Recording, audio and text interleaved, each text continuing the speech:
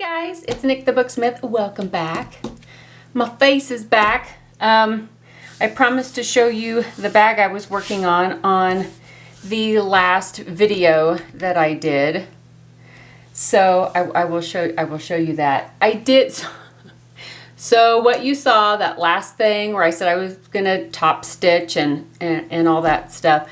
Well, that's where it kind of all went wrong. I broke my sewing machine. Yeah, who does that? This girl breaks her sewing machine. So I kind of hit a wall at that point because I had to go get my sewing machine. And what it ended up happening was the shuttle hook timing got out of whack, which means that the needle is not going down into the bobbin area at the right moment to catch the bobbin thread. It gets all jacked up. So anyway, I got that fixed, but I had to go get my mom's sewing machine, and I borrowed her sewing machine, and it's a beast. So I finished with that, but by that time I was like wicked tired, and I was like just not in the mood to film anything. I'm sorry, but I will show you what I did. So this is the bag. Can you see this after I got done with it? I'll put up some pictures at the end of the video that show it like with stuff in it, like you know how they show like in a magazine or a catalog and it's got stuff in it so it doesn't look like flatness. But I added this leather shoulder strap. I added some leather handles, just some like, you know, over the shoulder handles. I added this, well, it used to be a belt for kind of a closure. It's kind of heavy and it kind of keeps it closed. There's also a magnetic snap that keeps it shut. And then, of course, I turned it into a junk journal because that's what we do. And I added this, I don't know if you can see it real well. I added this, I don't know, it's just a menagerie of charms and chains and clips and pins and keys and, you know, it's a junk journal now.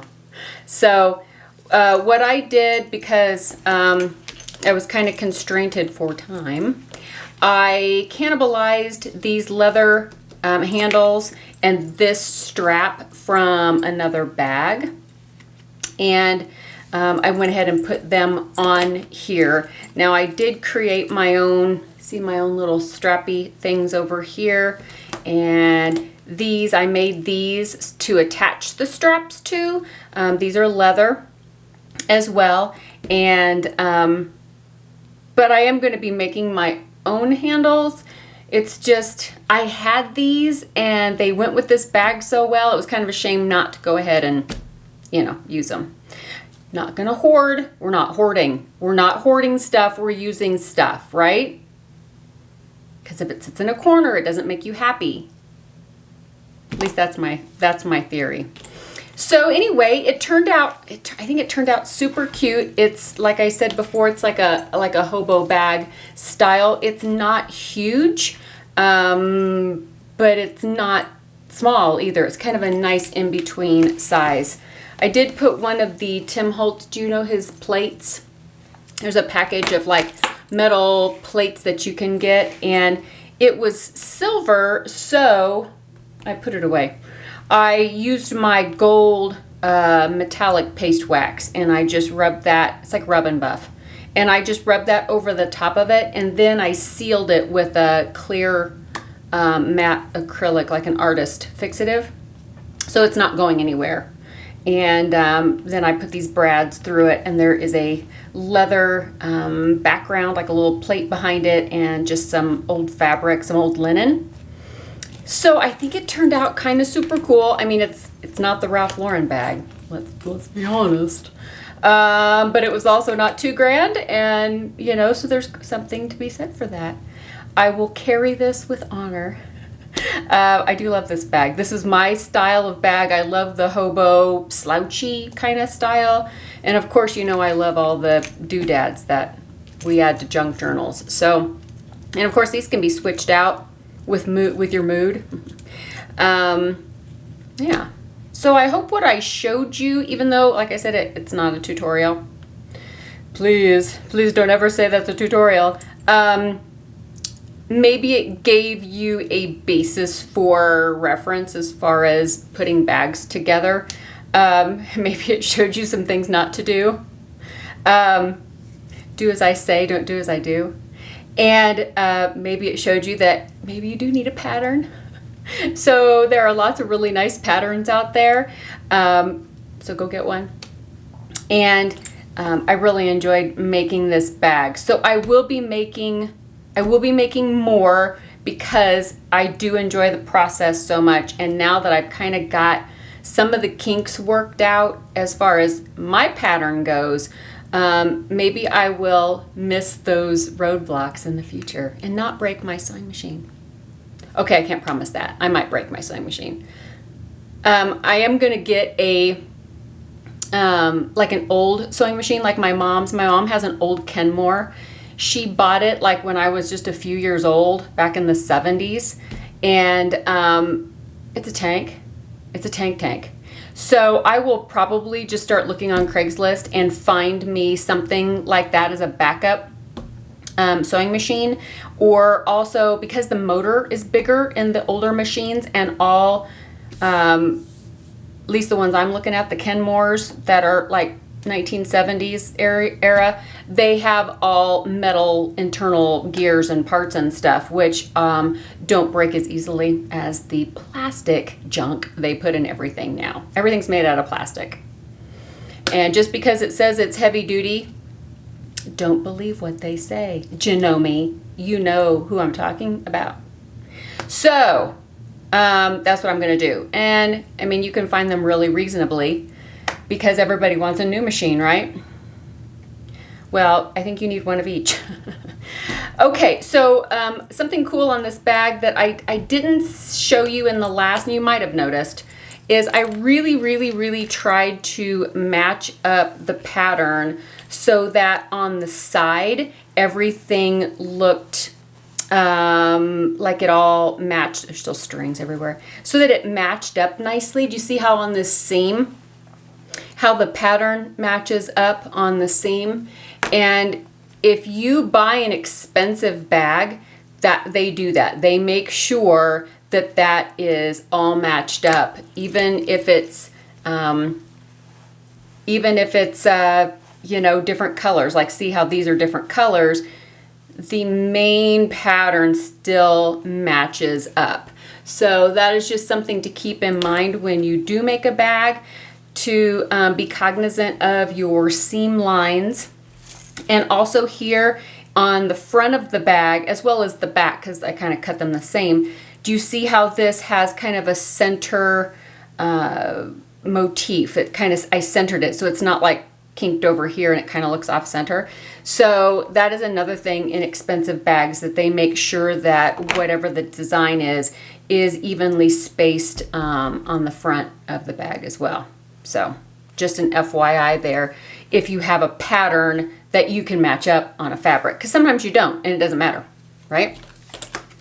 So that is this bag. I hope you like it. I hope you like it. Oh, like I said, I'll put some pictures at the end of the video. So I will set this aside and I'll show you what else I've been working on. Because you can't leave well enough alone, Nick. Really got to bust your machine. So here is a bigger bag. I'm not quite, can you even see it? I'm not quite done with it yet. I did finish the main construction of the bag. It is lined. It has pockets. It has kind of this stiff but movable band up at the tippity top here, so that it has some structure up at the top of the bag, but you can, you know, open it to put shoes or whatever, because this is almost like a carry-on or an overnight bag. And I made this out of a tapestry kind of fabric as well. I made my own handles with some cording, like from the drapery and curtains area. You can get the cording. And then these are leather patches. There's a pair of boots that I I wore them out. Let's just be honest. So I cut all the leather off of them. Nobody was going to buy them at Goodwill anyway, so I just took the leather off, and I used the leather on to hold down the bottoms of these straps. And then this has these little loops on the side with these little D-rings and the little swivel hooks. And then I built this adjustable strap, and this was hardware that I took off of another bag. And then I made this kind of a shoulder pad. But you know how adjustable straps are like double, and I don't like them all loosey-goosey. So this is kind of a two-fold purpose. It's kind of a padding for your shoulder when you're holding the bag, but it also helps keep the straps contained and not like flippy flopping apart. And it's just the same fabric that I used here. So this one is quite a bit bigger, and it is shaped a little differently. So it's more like kind of a little graduated so that it's bigger at the bottom. We can relate, right? So you can see how it's kind of shaped like this. It also has some support in the bottom that I put in there. I will probably add feet. I'll add feet to the other one too, probably. The little brad thingies that you can put in the bottom so that when you set your bag down on the floor, it doesn't get, you know, junky dirty. But this too was my own pattern. So this is also a prototype. It is not perfect, not even close to being perfect. But it's going to work for me. So sometimes, you know, if you go somewhere, you're traveling for a day or something like that, and you just want to be able to put in maybe your tablet, maybe some stuff that you're working on, or a book or that kind of thing, but your purse isn't big enough, well, something like this would be big enough. It is, let's see how wide it is. It is about 15 inches wide and about 12 or 13 inches tall. But it's nice and soft, and I did use a stabilizer in this one. I used fusible fleece, not a real stiff one, but just one that would give it a little bit of structure. I have been reading up on interfacings and that kind of thing, so next time I will probably add interfacing to the lining and then the fusible foam or fleece to the outer shell part. It depends on what bag you're making, I think. You know, that's all different, right? So here is my little carpetbagger overnight bag with strap. It is not finished. It hasn't been decorated. This is a semi-naked overnight bag. So, but yeah, you know me, I will probably add some kind of accoutrement to the bag, because that's what I do. And then this was the first one, and it's not done at all. This was my first one that I had done, and it has a kind of this leather, it's vinyl is what it is, but this bottom, and then I made these little straps that kind of go up the side. And this one is shaped a little bit differently. It's got grommets right here, because that's what I'm going to attach my little loops for the shoulder strap to, is that.